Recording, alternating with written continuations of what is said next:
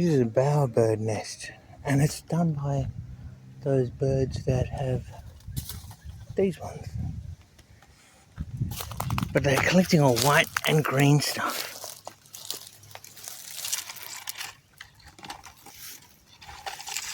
Pretty cool.